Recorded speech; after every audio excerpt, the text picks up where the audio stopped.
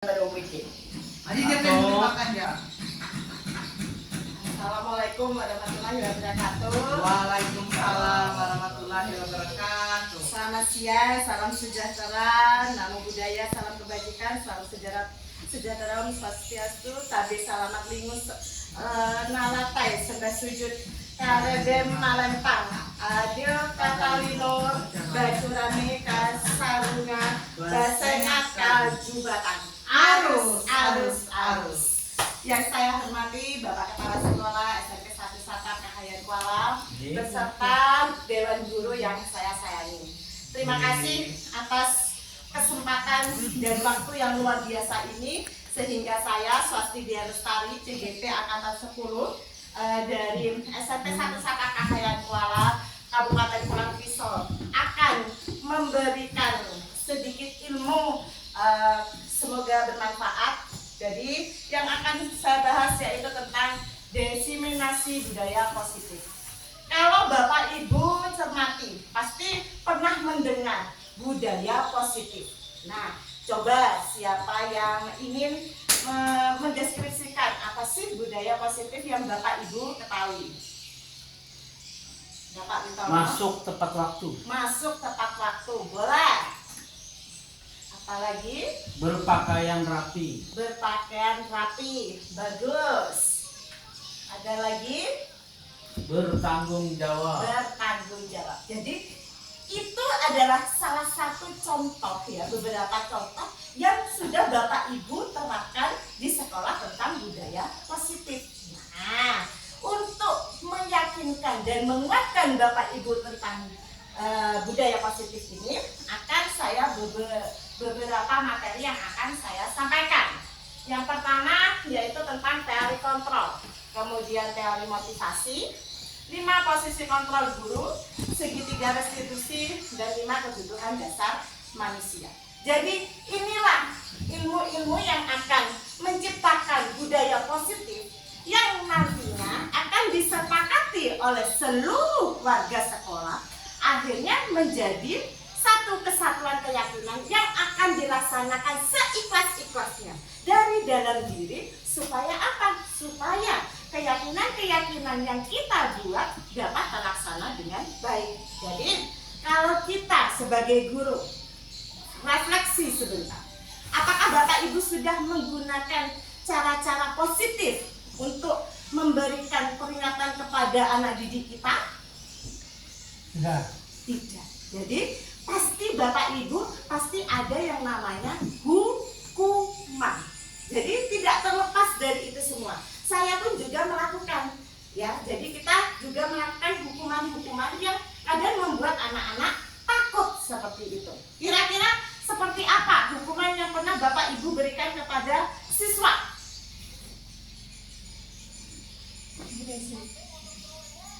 Atau berlari di lapangan? Pernah? Bernyanyi. Oh, bernyanyi itu salah satu contoh budaya positif. Nah, sekarang kita bicara hukuman dulu. Push up boleh. Jadi Mengumpulkan sampah di lapangan. mengumpulkan sampah di lapangan itu salah satu contoh dari budaya positif. Jadi kalau hukuman itu sifatnya adalah memaksa anak-anak, menyiksa anak-anak secara fisik maupun secara psikis, itu disebut hukuman. Dan kita sebagai guru banyak yang melakukan hal itu. Nah, untuk kedepannya supaya budaya positif ini tercapai, bisa dilaksanakan di sekolah, kita harus menghapus yang namanya hukuman. Jadi saya akan menjelaskan pertama adalah positif, ya. Jadi kata positif ini selalu dihubungkan dengan hal-hal yang bersifat memaksa dan menuntut seseorang untuk melakukan suatu tindakan yang baik, tetapi masih belum berasal dari diri sendiri seperti itu. Jadi kita harus membuat anak-anak terbiasa melakukan budaya positif ini dengan belajar tentang teori motivasi. Teori motivasi ini adalah mendorong murid untuk menghindari hukuman. Jadi mereka melaksanakan kegiatan budaya positif untuk menghindari hukuman. Jadi tidak berasal dari diri sendiri. Aku takut mau terlambat sekolah karena aku takut dimarahi oleh bapak kepala sekolah. Berarti belum sadar. Nah, kemudian mendapatkan hadiah. Saya mau belajar supaya aku dapat coklat dari ibu seperti itu. Kemudian untuk menghargai diri sendiri. Nah, ini yang harus dikembangkan. Kalau sudah sadar, insya Allah apapun yang akan dilakukan akan menghasilkan hal yang baik, hal yang positif seperti itu. Kemudian model berpikir. Model berpikir anak-anak sekarang adalah masih instan ya, ingin menang-menangan, kemudian ingin disanjung, kemudian ingin dapat reward, sehingga kontrol dirinya masih belum terpenuhi. Nah, makanya di sini kita akan belajar tentang posisi kontrol seorang guru. Jadi guru itu mempunyai 5 posisi kontrol. Yang pertama adalah penghukum. Seperti tadi, kenapa kamu marah? Kenapa kamu marah di kelas? Ternyata setelah diselidiki, anak ini kurang tidur, kurang istirahat karena begadang. Tapi karena saya sebagai penghukum, saya meninggikan suara saya karena saya ingin memberitahu anak tersebut agar dia bisa mengakui kesalahan. Itu sebagai penghukum, biasanya nadanya tinggi. Nah, itu posisi guru seperti itu ya. Kemudian kalau membuat rasa bersalah, biasanya kalau membuat rasa bersalah suaranya lebih rendah seperti itu. Jadi, kenapa kamu manusia, apa yang kamu perbuat apa tidak menyakiti orang tuamu? Tujuannya sekolah adalah mencari ilmu seperti itu. Ini adalah posisi berbuat salah. Jadi di sini kita bisa merendahkan suara kita sehingga kita bisa membuat anak ini bersalah. Jadi anak-anak bisa dibuat dia itu gagal untuk membahagiakan orang lain. Kemudian teman, kalau teman itu CS-an, biasanya sering saya lakukan ya dengan senyum.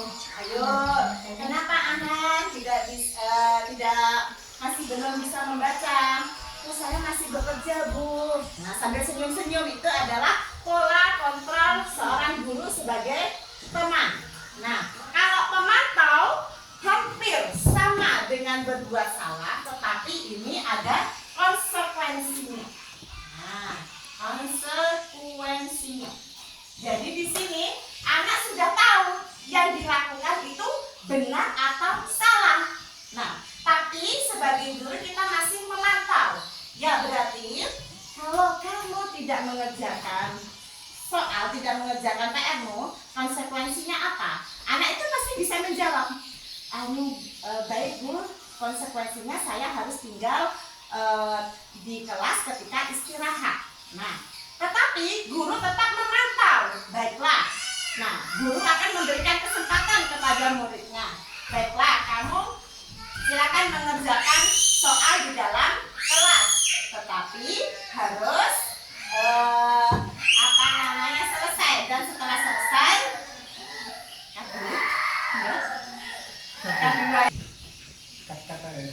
baiklah. Jadi posisi memantau ini kita sebagai guru memberikan arahan anak itu tahu konsekuensinya dan mampu melaksanakan hukuman atau bukan hukuman ya, konsekuensi dari yang dia jalankan. Kalau dia tidak bisa mengerjakan PR, berarti dia konsekuensinya tidak bisa istirahat, mengerjakan di dalam kelas, dan guru tetap memantau.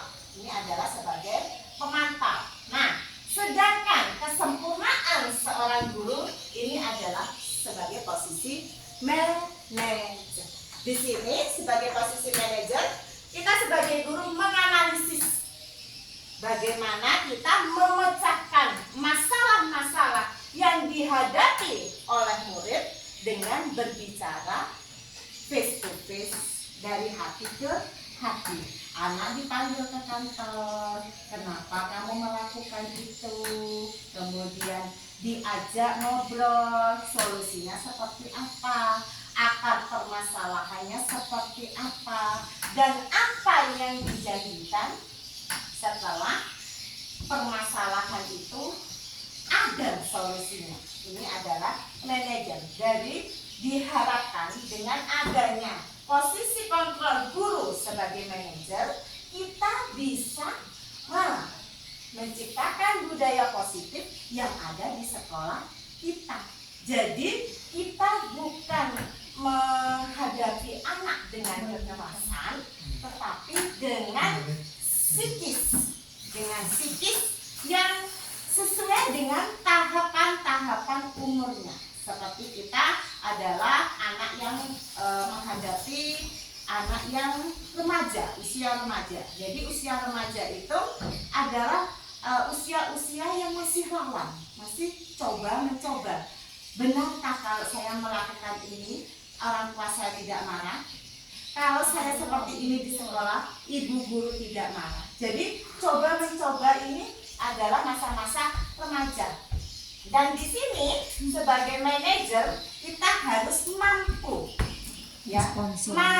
mampu memposisikan kita sebagai guru menghadapi siswa yang remaja. Jadi beda ketika kita menghadapi anak SD, beda lagi ketika kita menghadapi anak SMA. Jadi posisi-posisi itu diharapkan anak-anak lebih terbuka sehingga keyakinan yang kita buat bersama dapat dilaksanakan, dapat teratasi dari diri sendiri. Kalau dari diri sendiri, insya Allah pasti hasilnya akan lebih baik seperti itu.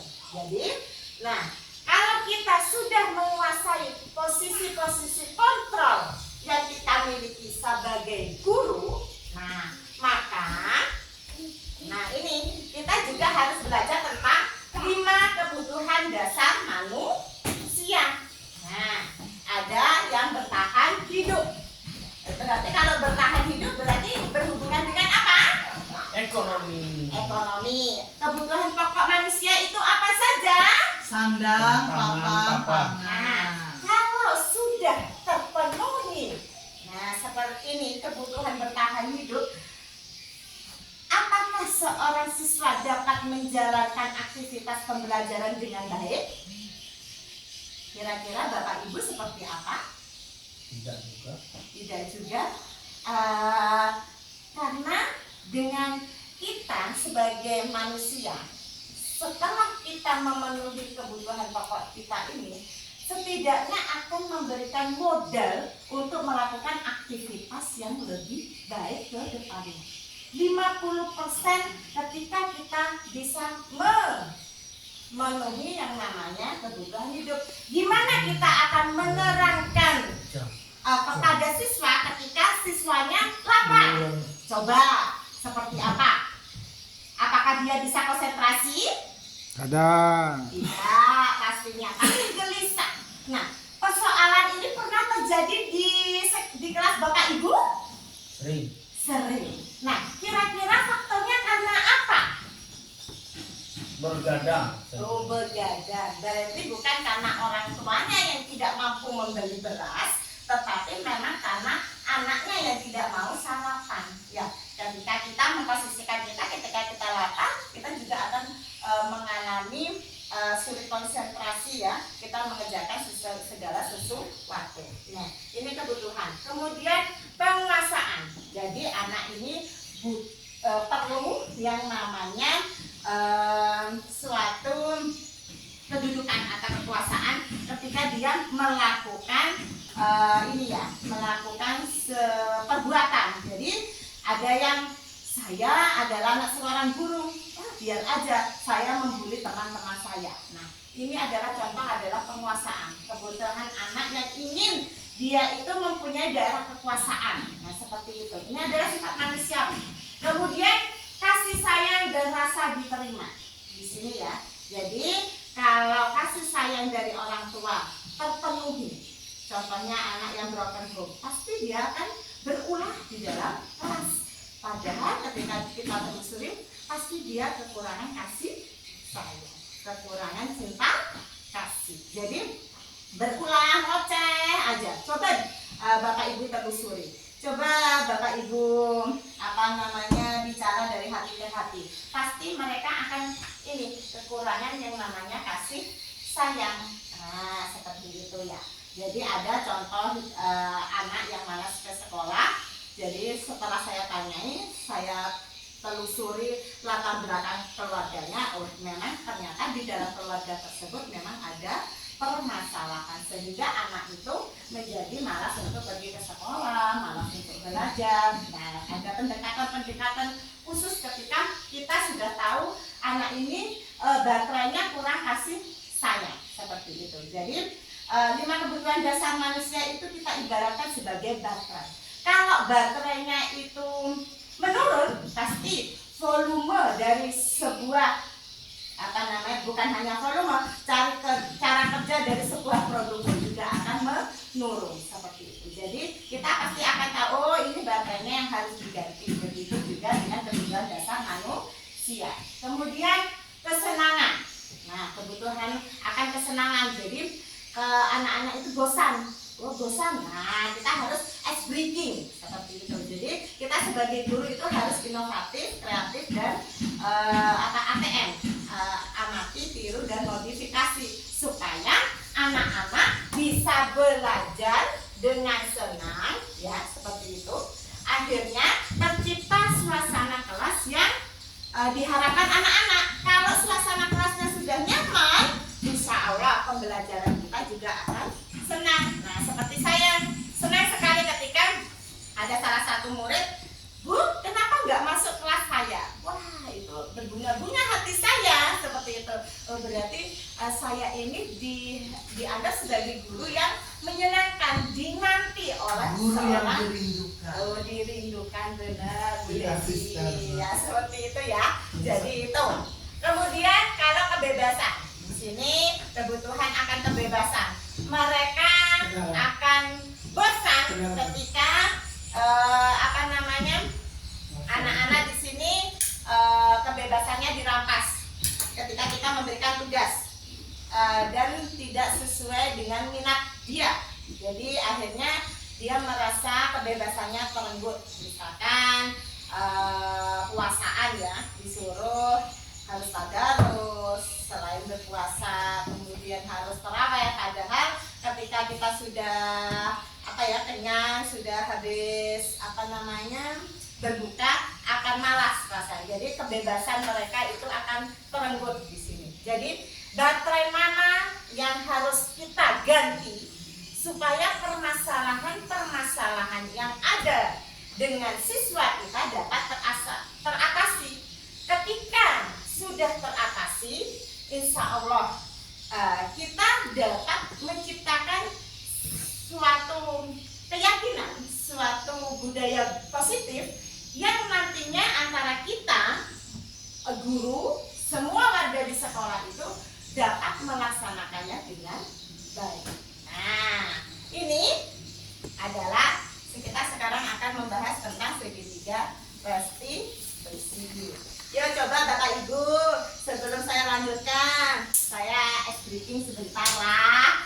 Nah, biar nggak tegang, kayaknya mengantuk semua ini ya. Jadi kalau saya bilang ular itu panjang, cacing itu kecil, gajah itu besar, semut itu kecil, bisa ya? Ya coba semuanya mempraktekkan. Ya, gajah Besar. cacing Kecil. Mana Pak Wistono gerakannya? Yo, biar senang. Oke, semut Kecil. ular Panjang.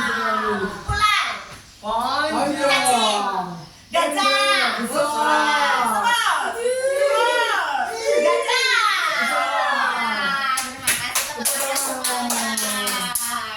Baiklah, dari ini ya kita akan belajar segitiga restitusi. Jadi segitiga restitusi ini Bapak Ibu adalah suatu pemecahan masalah. Kita belajar tentang psikis seseorang, ya. Dengan belajar, dengan pendekatan, dengan menggunakan segitiga restitusi ini, diharapkan kita tidak ada yang namanya lagi menghukum. Jadi kita akan menemukan win-win solution, ya, tanpa ada kekerasan baik fisik maupun psikis kepada anak. Jadi akhirnya anak itu tidak takut untuk pergi ke sekolah, ya, merasa senang dan nyaman pergi ke sekolah. Jadi seperti itu harapannya. Jadi prakteknya seperti apa? Nah, seperti ini contohnya ya. Jadi ada beberapa ciri khas ketika sebetulnya Bapak Ibu ini sudah melakukan, tapi mungkin hanya beberapa saja, atau entah yang menstabilkan identitas, atau memvalidasi kebutuhan, atau menanyakan keyakinan. Jadi seperti itu. Jadi sekarang saya akan menjelaskan bagaimana praktek tentang segitiga restitusi. Jadi anak kita selidiki dulu apa permasalahan yang terjadi sehingga anak itu bermasalah. Jadi segitiga restitusi itu seperti ini ya. Jadi lihatkan ya Bapak Ibu, atau silakan nanti saya sudah bagi di HP ya tadi. Jadi di sini ada 3 sisi yang diharapkan nanti kita bisa menyelesaikan masalah dan bisa melaksanakan keyakinan yang sudah kita buat bersama. Jadi biasanya seperti ini, kalau murid kita ada masalah, ditanya dulu, ditaruh di suatu tempat yang setidaknya anak itu tidak merasa tersakiti, tidak merasa kita sudutkan. Jadi suasananya harus santai, harus hening, setidaknya tidak jauh dari teman-temannya yang ingin mendengar atau kepo, yang akhirnya itu menjadi sebuah hibahan atau akhirnya berujung bullying ya atas permasalahan yang dihadapi seorang anak. Jadi ketika menstabilkan identitas anak itu, kita panggil, kemudian biarkan dia menceritakan seluruh perasaannya. Jadi biarkan dia bercerita walaupun dengan nada yang tinggi, kita biarkan mengalir dulu, dia bercerita apa yang dia rasakan ya. Jadi pasti kita sebagai guru pernah merasakan bagaimana ketika kita bermasalah, kita juga harus mengungkapkan perasaan kita agar kita itu mampu menyelesaikan masalah-masalah yang ada di dalam diri kita. Apalagi antara pemecahan masalah antara otak laki-laki dan otak perempuan itu berbeda ya. Kalau seorang laki-laki, diamnya seorang laki-laki adalah itu cara mereka untuk menyelesaikan masalah, berbeda dengan perempuan. Kalau kita mempunyai anak perempuan, biarlah dia mengeluarkan kata-kata. Anak perempuan, seorang ibu, saya ya, itu harus mengeluarkan lebih dari 20.000 kata per hari. Dari dia mengeluarkan kata-kata itu, dia sudah tahu solusinya. Itu adalah perempuan, berbeda dengan laki-laki. Nah, menurut Aisyah Dahlan, seorang psikolog ya, kebetulan saya belajar karena saya memiliki seorang anak laki-laki yang sudah hampir menginjak dewasa. Jadi ada beberapa hal yang saya harus pelajari supaya komunikasi saya dengan anak saya dapat berjalan dengan baik. Diamnya anak laki-laki itu cara dia menyelesaikan masalah. Jadi ketika anak saya itu ada masalah, ketika dia masih diam, saya biarkan. Aslinya di dalam hati saya juga gemas. Kenapa ya anak ini seperti itu ya? Tapi karena otak laki-laki itu hitam pada otak perempuan. Jadi saya biarkan dulu. Kalau dulu sebelum saya belajar tentang ilmu psikolog, saya itu gemes. Kenapa sih Len nggak mau ngomong apa sama mama? Selalu seperti itu. Berulang-ulang. Padahal otak laki-laki ketika ditanya berulang-ulang itu akan mengalami kejenuhan. Nah seperti itu. Jadi beda dengan anak perempuan. Jadi kalau borek. Jadi kalau bapak ibu, kalau bapak-bapaknya istrinya ngomel, biarkan aja, itu sudah dia akan menemukan solusinya, sudah seperti itu ya. Jadi kalau nanti bapak-bapaknya dia datang ke rumah, ya dibiarkan dulu sampai akhirnya dia, mas saya mau makan, mas saya mau makan. Dari situ akhirnya terjadi komunikasi yang baik. Jadi memecahkan masalah antara anak perempuan dan anak laki-laki itu juga berbeda. Kalau anak laki-laki jangan bertanya permasalahan ketika suami Anda atau anak-anak laki-laki Anda sedang lapar. Nah seperti itu, nggak akan masuk ke dalam otak. Jadi itu yang selalu saya camkan ya. Ketika saya juga belajar tentang ilmu itu diterapkan kepada anak saya, dan saya akhirnya sekarang saya belajar tentang segitiga restitusi ini, itu komunikasi antara anak laki-laki lebih nyaman. Karena menurut saya komunikasi anak laki-laki dan perempuan lebih sulit menghadapi anak laki-laki. Itu menurut saya ya, karena saya masih belajar dan terus belajar. Nah dari situ kita akan tahu menghadapi anak siswa perempuan dan siswa laki-laki. Kalau kita sudah belajar tentang penggunaan otak kanan dan otak kiri, bagaimana menghadapi. Nah di sini kita menstabilkan identitas. Setelah dia ngomel-ngomel, dia mencurahkan, saya bu, saya itu tidak bersalah, saya itu seperti itu. Biarkan dulu, biarkan mengalir. Kemudian setelah itu kita menanyakan, ya memang berbuat kesalahan itu adalah manusiawi. Dari situ anak itu yang nadanya tinggi akhirnya bisa merendah, stabil. Akhirnya, nah ini posisi kita di sini adalah menstabilkan identitas. Nah di sini ya. Kemudian tidak ada manusia yang sempurna. Dari situ akhirnya dia akan dingin. Nah seperti itu. Kalau anak laki-laki sudah makan, jadi kalau bapak ibu ada anak laki-laki ya dikasih minum dulu ya, dikasih makan dulu. Mungkin dengan itu akhirnya dia bisa mereda seperti itu. Jadi kata-katanya bisa di situ. Kalau kamu menyelesaikan dirimu sendiri terus menerus, apakah kamu bisa bersikap baik pada dirimu sendiri? Jadi ada kata-kata atau kalimat pematik yang bisa meredakan emosi. Nah ini disebut dengan menstabilkan identitas. Ya, itu kalau misalkan laki-laki ya sudah suruhin banyu, wadah dulu. Kalau binian biarkan dia bercerita ngoceh-ngoceh dulu. Nah ini baru di sini. Setelah langkah ini setelah dia sadar, sudah dingin, baru tahap yang kedua disebut validasi kebutuhan.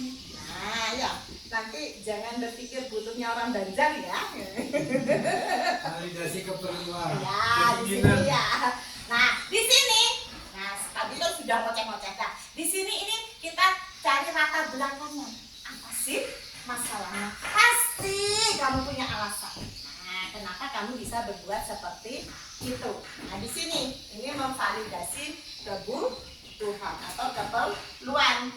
Jadi kalau kita sudah tahu di sini obatnya, nah kita lanjut kemudian adalah keyakinannya, keyakinan kelas atau pelanggar konsekuensi dari yang sudah dia lakukan. Misalkan seperti ini, masih ingatkah keyakinan kelas kita yang sudah kita buat? Nah misalkan si Aha rambutnya panjang, kita panggil, tanya dulu kenapa rambutnya panjang, kemudian bersemir. Nah dari interogasi itu kemudian kita nanyakan, apakah kamu tahu keyakinan kelas yang kita buat? Pasti akan tahu ya di sini. Kemudian apa konsekuensinya? Kita tanyakan di sini. Apa yang akan dia berikan solusinya? Jadi biarkan anak itu yang mencari solusi tanpa harus kita bentak-bentak seperti itu. Jadi ini adalah penerapan segitiga restitusi. Nah di sini ya. ini adalah pemecahan-pemecahan masalah yang harus kita terapkan kepada siswa supaya siswa itu mampu melaksanakan budaya positif yang kita ciptakan bersama seluruh warga di sekolah dengan ikhlas dari hati. Kalau sudah dari hati, insya Allah peraturan-peraturan itu tidak mengikat, tapi bisa dilaksanakan dengan baik seperti itu. Jadi kita akan belajar tentang keyakinan kelas. Kalau kita sudah tahu permasalahan-permasalahan diatasi, bagaimana pendekatan yang dilakukan kepada siswa, nah kita akan membuat suatu keyakinan kelas. Keyakinan kelas. Nah, keyakinan kelas seperti apa yang akan kita buat? Jadi anak-anak akan, jadi sesi kedua ini adalah suatu proses membuat keyakinan kelas yang akan menggiring anak untuk melakukan budaya positif yang akhirnya anak ini akan mempunyai karakter yang kuat sebagai generasi harapan bangsa. Jadi keyakinan kelas ini setelah saya terapkan seperti ini ya, saya berbagi praktik baik.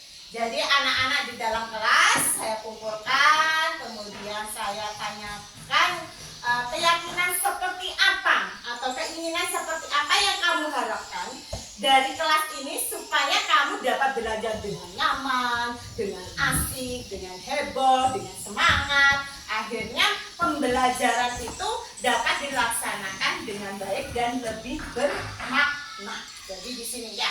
Kemudian anak-anak pasti akan menuliskan apa yang ingin mereka sampaikan atau mereka inginkan. Boleh kita membagikan post-it ini, kemudian anak-anak silakan untuk menempel seperti kita kemarin praktek tentang pembuatan visi dan misi ya. Kemudian anak-anak silakan menempel semuanya.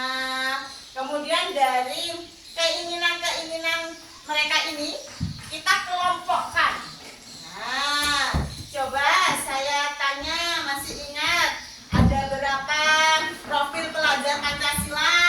Siapa yang ingat? Bapak Ibu, ada berapa? Ada 6, boleh disebutkan?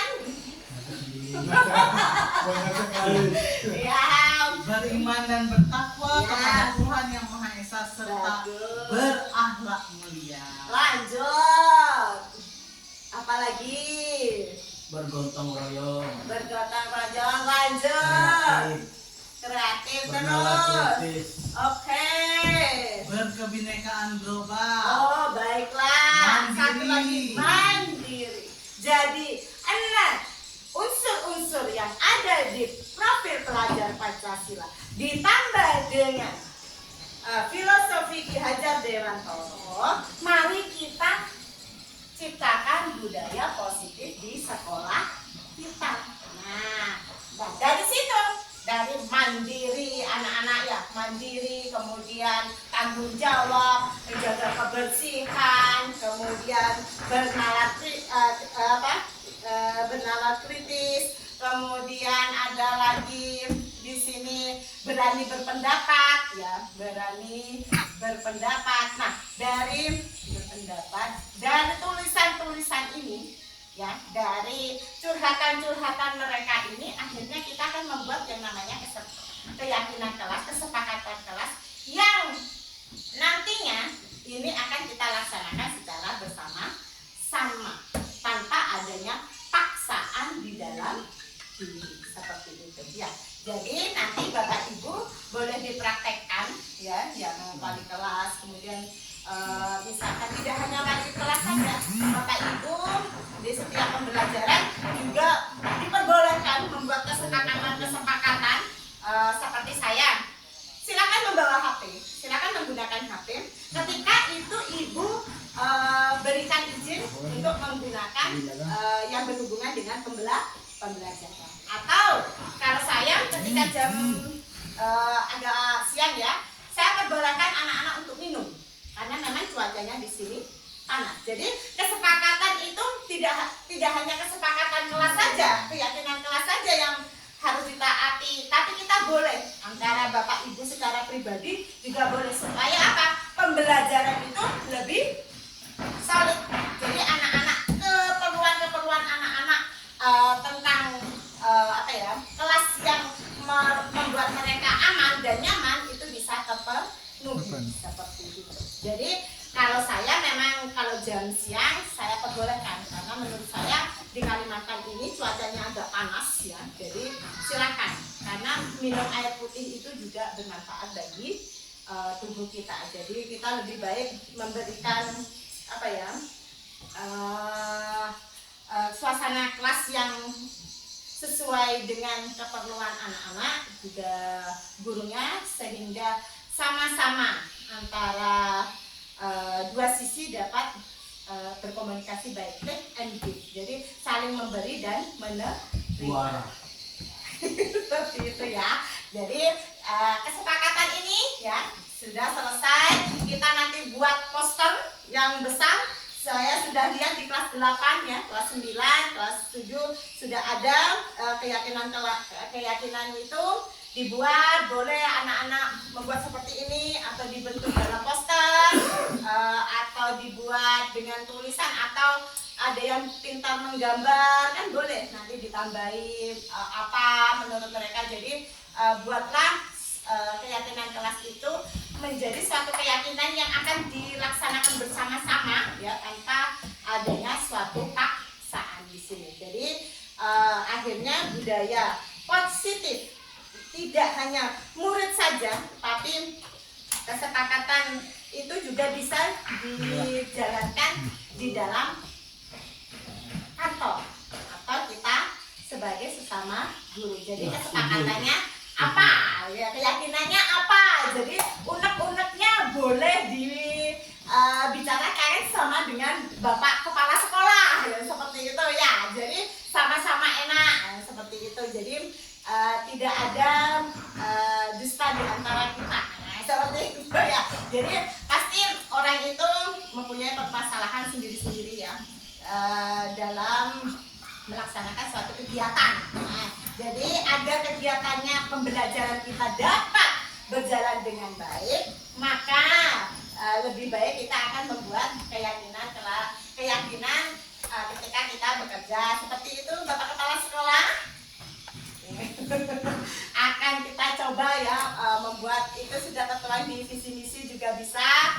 Jadi kesepakatan kelas yang nantinya akan bermanfaat buat kita semua bisa dilaksanakan dengan baik. Coba sekarang Bapak Ibu boleh menuangkan suatu keyakinan yang ingin Ibu yakini, itu akan membuat Bapak Ibu di sini bergairah atau menciptakan sebuah budaya positif. Nah, boleh satu aja, boleh. Nanti saya akan membacakan.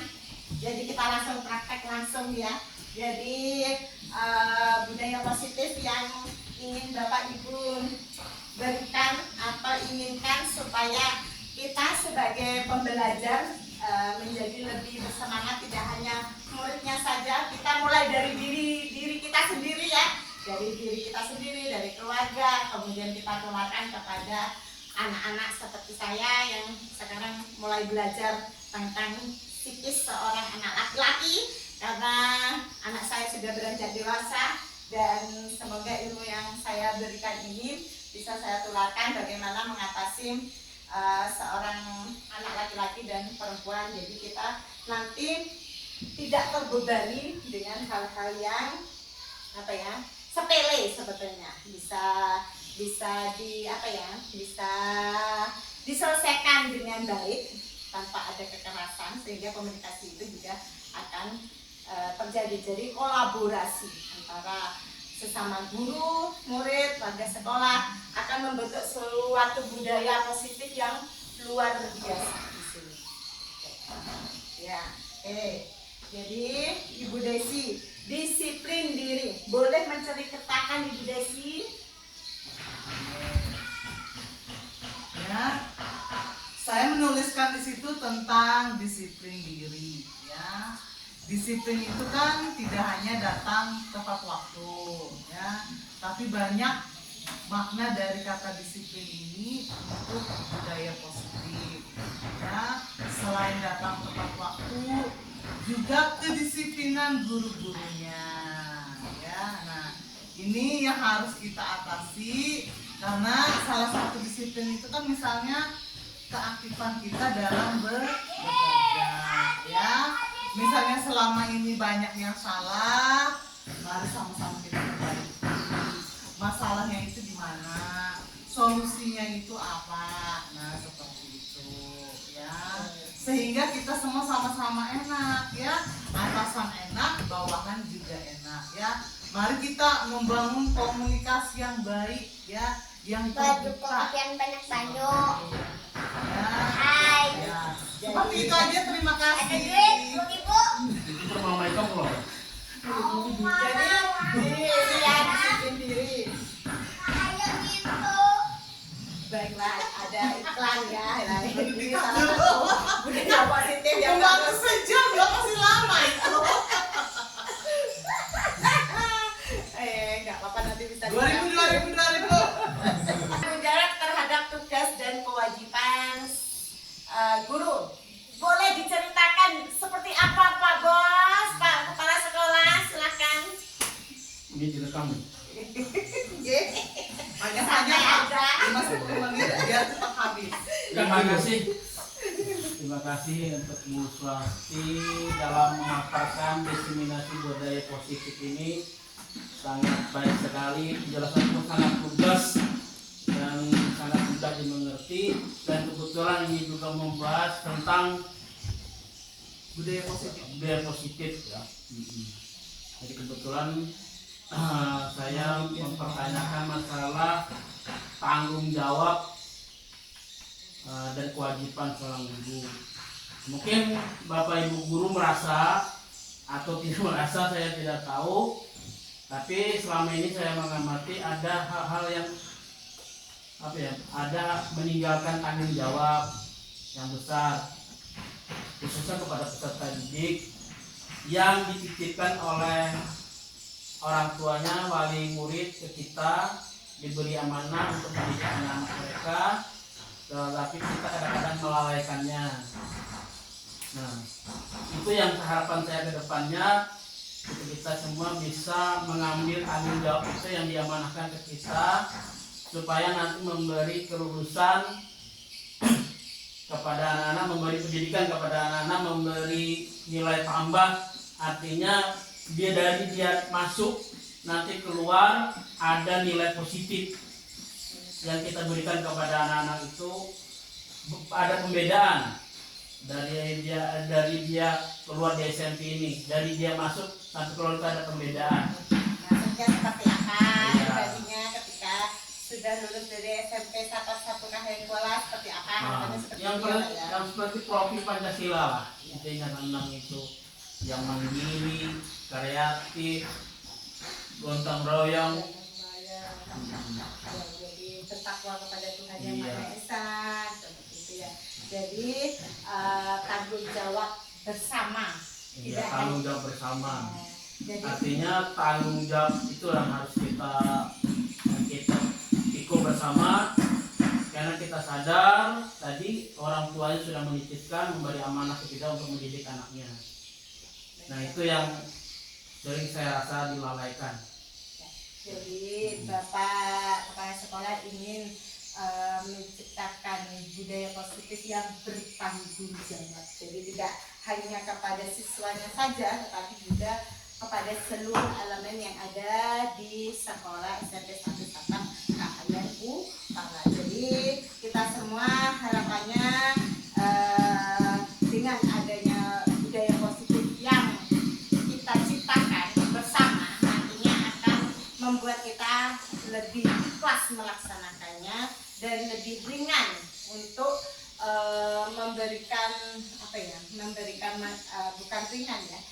memberikan suatu harapan yang luar biasa kepada siswa, sehingga cita-cita yang kita idam-idamkan untuk mewujudkan siswa siswi generasi harapan penerus bangsa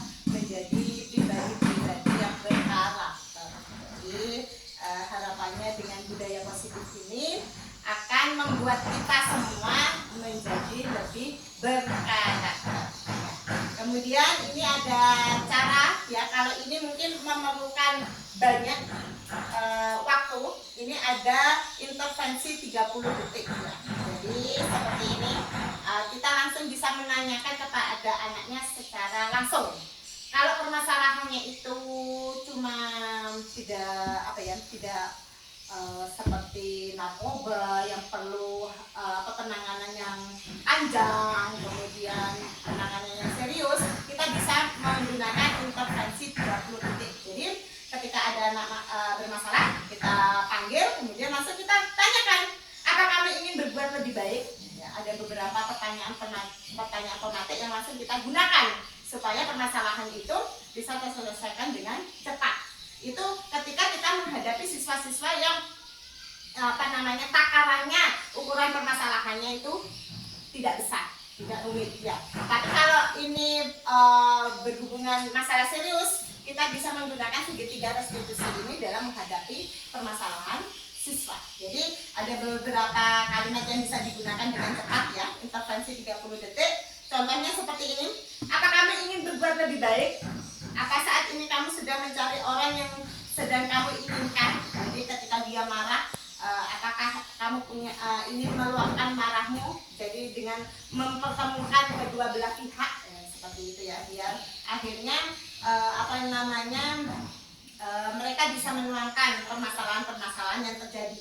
Kemudian apakah wajar membuat kesalahan? Bisa kita memperbaiki. Kemudian apa yang kamu lakukan saat ini sesuai? Dari situ kan dia bisa berpikir ketika dia mengusir temannya atau membuang sampah, kita langsung bisa menanyakan apakah perbuatanmu itu baik atau sesuai. Dari situ ya, itu permasalahan yang bisa diselesaikan dengan mudah. Kapan kamu siap untuk memulai? Ketika datang terlambat siswanya, kita langsung bisa menanyakan pada saat itu tanpa anak itu menjadi malu di depan kelas. Kemudian apa tugas kamu saat ini?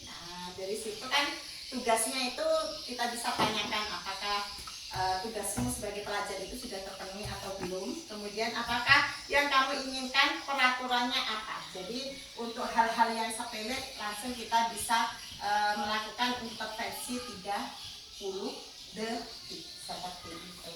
Jadi ya, dari setengah menit aja permasalahan itu sudah bisa terselesaikan. Nah, dari paparan-paparan yang saya berikan, apakah ada yang ditanyakan atau ingin ditambahi?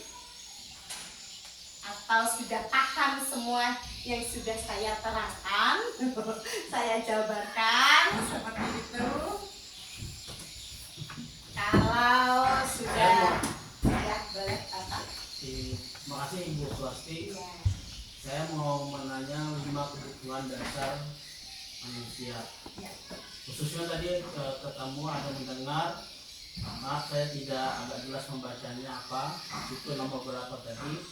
Masalah bertahan hidup dengan penguasaan, kasih sayang dan rasa terima kasih, kesenangan, kebebasan. mungkin kasih sayang itu. Ya. Nah, apakah Ibu pernah ketemu kasus ini anak yang seandainya ketemu latar belakangnya rumah tangganya orang tuanya berantakan atau tidak berantakan ya maut lah. Apakah kita sebagai guru bisa terjun ke rumah tangga itu memperbaiki rumah tangga mereka dan memberi impact kepada anak, atau ada cara lain untuk memperbaikinya? Seandainya ketemu itu kan, seandainya kita ketemu orang tuanya bercerai atau orang tuanya pemarah atau sering bla bla bla. Nah, itu kan sulit tuh. Kita harus sebagai guru kan tadi harus bisa kita pintar menyelesaikannya. Nah, ketemu permasalahan itu bagaimana menyelesaikannya? Sedangkan itu urusan rumah tangga orang gitu. Mungkin sama besarnya dengan kasus narkoba, mungkin itu kan kasus apa yang tingkat kriminal. Kalau kita sampai terjun ke pihak lain, Terima kasih. Ya, terima kasih, luar biasa ya. Memang permasalahan-permasalahan di sekolah itu bermacam-macam. Terutama yang sudah berhubungan dengan kasih sayang. Ya, kalau anak sudah bermasalah, mencari masalah di kelas, itu merupakan suatu penyakit yang harus kita obati. Yang jelas tidak bisa kita hanya satu arah saja. Yang jelas kita harus mempraktekkan segitiga restitusi ini dengan beberapa ahli di bidangnya. Jadi ada guru BK, ada bimbingan, kemudian permasalahan. Kalau kita mencampuri sampai ke ranah keluarganya, itu tidak mungkin. Memang itu bukan ranah kita. Tetapi setidaknya sebagai guru kita membimbing. Dengan kita melaksanakan atau mempraktekkan segitiga restitusi ini, dari menstabilkan identitas, memvalidasi kebutuhan, menanyakan keyakinan, setidaknya kita tahu anak ini maunya seperti apa dan keinginan yang seperti apa solusinya yang ingin diinginkan anak. Nah, dari situ kita bisa nanti dipertemukan dengan orang tuanya. Nah, tapi ketika itu jalan buntu lagi, nah kita harus mencari jalannya. Ya ini yang namanya guru, tidak akan selesai tanggung jawab kita. Tidak akan 1+1 sama dengan 2. Jawabannya bisa menjadi 11, bisa menjadi berapa. Nah, itu adalah tugas seorang guru. Nah, dengan beberapa praktek yang sudah kita memposisikan sebagai 5 posisi kontrol, sebagai teman. Kalau sudah jadi penghukum, anaknya malah memberontak, membuat bersalah, anaknya seperti ini. Nah, kita coba-coba. Dari coba-coba itu akhirnya kita juga menemukan obatnya. Nah, kalau sudah ada obatnya, yang jelas komunikasi antara anak, orang tua, dan guru harus kolaborasinya harus tetap terjadi. Istilahnya ini pengobatannya tidak tuntas Ya, harus berkelanjutan. Nah, seperti itu. Tapi setidaknya dengan kita mempraktekkan segitiga restitusi ini, setidaknya obat awalnya dulu, yang generik dulu, yang sakit panas dulu, geng. Nah, bisa terobati dulu. Nanti bisa kambuh lagi. Nah, berarti harus ditambahi lagi obat yang apa? Seperti itu ya. Kalau ini masih belum tuntas, oh berarti ada penyakitnya lagi, seperti itu. Dan insya Allah ketika kita mempraktekkan dan meyakini sebuah budaya positif, akan menciptakan anak-anak yang lebih terbuka. Ketika anak-anaknya itu terbuka, ya akan lebih bermanfaat komunikasi yang ada di antara kita. Jadi seperti itu. Nah, jadi dengan adanya komunikasi, kolaborasi, keterbukaan, apalagi kita menghadapi anak-anak yang remaja, ya. Ini anak-anak remaja ini adalah anak-anak yang masih ingin coba-coba. Jadi biasanya 0 sampai anak SD itu masih percaya kepada ibunya. Pasti ada kata-katanya. Katanya mama saya, katanya bapak saya, pasti seperti itu. Tapi ketika sudah menginjak remaja beda lagi. Nah, kenapa di dalam program guru penggerak ini ada sebuah paparan ilmu yang luar biasa buat saya, terutama bagi saya adalah seorang ibu, ini sangat bermanfaat ketika kita menyelesaikan masalah-masalah yang berhadapan dengan psikis seorang anak. Ya, permasalahan pembelajaran, motivasi pembelajaran sebagainya itu adalah sebuah karakter, sebuah psikis yang harus kita perhatikan di situ. Jadi komunikasi antara orang tua, guru dan murid itu sebetulnya sama ketika kita mampu mengaplikasikan ilmu baik terhadap anak dan murid, sehingga permasalahan-permasalahan itu dapat terpenuhi, dapat solusinya, sehingga sebuah keyakinan itu bisa dilaksanakan dengan baik dan akan mengakar di dalam diri kita. Kalau itu menjadi sudah karakter kita, akan lebih mudah. Jadi keberhasilan seseorang itu bukan kognitifnya saja, itu 20% saja. Tapi yang 80% adalah karakter. Nah, karakter itu yang menjadi tanggung jawab kita sebagai guru yang digugu ditiru, ya. Berarti pula apa itu beban sebagai seorang guru ini sangat berat sekali. Artinya kita bisa membuka semuanya baik dari karakter, kognitif dengan psikomotor segala macam. Jangan sampai psikis anak pun tahu. Jangan-jangan kalau kita buka semua tahu psikis keadaan karakter anak, jangan-jangan gurunya yang tidak siap psikisnya. Ya bisa. Jadi ya ini Pak, perlunya saya memberikan penyebar diseminasi budaya positif kepada Bapak Ibu di SMP 1 Kahayan Kuala, sehingga dengan ilmu-ilmu kita untuk mengatasi permasalahan-permasalahan dan bagaimana kita mempraktekkan membuat keyakinan kelas, kesepakatan kelas sehingga menghasilkan budaya positif ini, sehingga hukuman-hukuman yang membuat anak-anak itu takut. Dulu kita kan kalau ke sekolah saya takut karena saya nggak hafal perkalian, itu bisa teratasi sehingga sekolah menjadi enjoy, kemudian keterbukaan.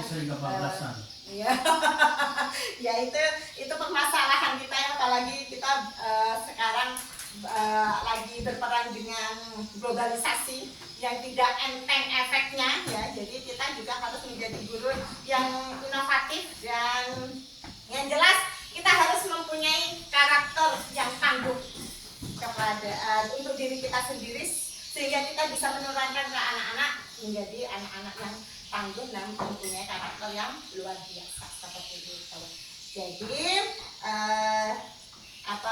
ini adalah suatu keyakinan yang mari kita bersama-sama mencoba. Setidaknya kita mencoba agar sekolah impian, karakter murid yang kita impikan dapat terpenuhi, dapat tercapai sesuai dengan cita-cita Ki Hajar Dewantara ya, yang merupakan bapak pendidikan yang luar biasa, yang memberikan inspirasi buat kita semua bahwa seorang siswa, seorang murid itu adalah benih ya. Kita adalah petaninya yang nantinya kita yang akan merawat, memupuk, memelihara, memanennya seperti apa ya, dalam wadah sawahnya adalah sekolah.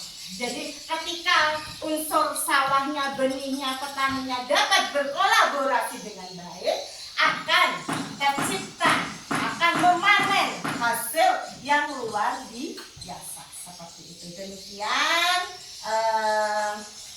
pemaparan saya tentang diseminasi budaya positif di SMP 1 Kahayan Kuala. Ya, sebelum saya menutup, saya ingin merefleksi ya. Kita refleksi dulu dari kegiatan yang sudah kita lakukan.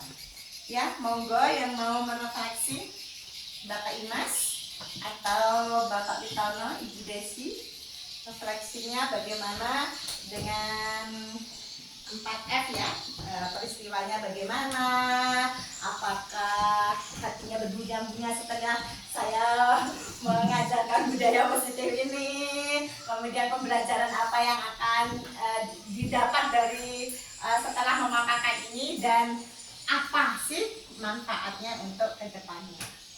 Oke, terima kasih Bu Swasti sudah memberi kesempatan kepada saya untuk merefleksi paparan Ibu pada hari ini. Pertama, tentang peristiwa hari ini, saya mengikuti pelatihan yang dipaparkan oleh Ibu Swasti tentang diseminasi budaya positif, kegiatan yang positif dan menambahkan ilmu dan pengetahuan yang sangat luar biasa hari ini, hingga membuka cakrawala wawasan saya bertambah. Terima kasih Ibu Swasti. Dan masalah perasaan saya mengikuti, yaitu kegiatan ini sangat bahagia dan antusias saya hari ini. Pemaparannya sangat lugas dan objektif, membuat saya lebih cepat paham, Bu.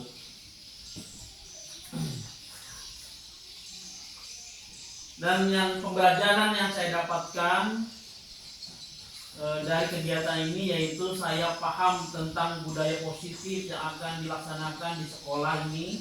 Alhamdulillah, budaya positif membuat suasana sekolah sesuai impian dari semua warga sekolah. Jadi semuanya bisa tercover oleh guru-guru hebat. Nah, rencana ke depannya itu melaksanakan budaya positif sekolah yang ditetapkan sekolah dan merencanakan perbaikan untuk menciptakan suasana pembelajaran yang baik, nyaman, dan aman. Semoga tercapai, semoga terlaksana ke depannya. Semoga ada perubahan. Terima kasih. Amin. Ada yang mau menambahi? Ya, saya menambahkan sedikit ya. Ini sangat menarik sekali dan saya memberikan apresiasi yang baik sekali penyampaian Ibu Swasti tentang diseminasi budaya positif. Ya, tadi saya menyampaikan disiplin diri. Saran saya cuma satu, ya, melewati refleksi ini. Segitiga retribusi itu kan maksudnya untuk memperbaiki kesalahan dan supaya siswa tidak melakukannya lagi. Nah, hal sederhana misalnya memasukkan baju. Nah, saya berharap bagaimana ini menjadi disiplin yang kokoh begitu Bu ya. Hari ini kita tegur, besok dilaksanakan, besok balik lagi. Nah, ini yang harus kita refleksi. Apa tindak lanjutnya ke depan supaya tidak bolak-balik. Ya, kita menegur itu terus setiap hari. Ya Bu, itu masukan saya. Terima kasih. Ya, terima kasih atas refleksinya Ibu Desi dan Bapak Kepala Sekolah Mas Bani SPD.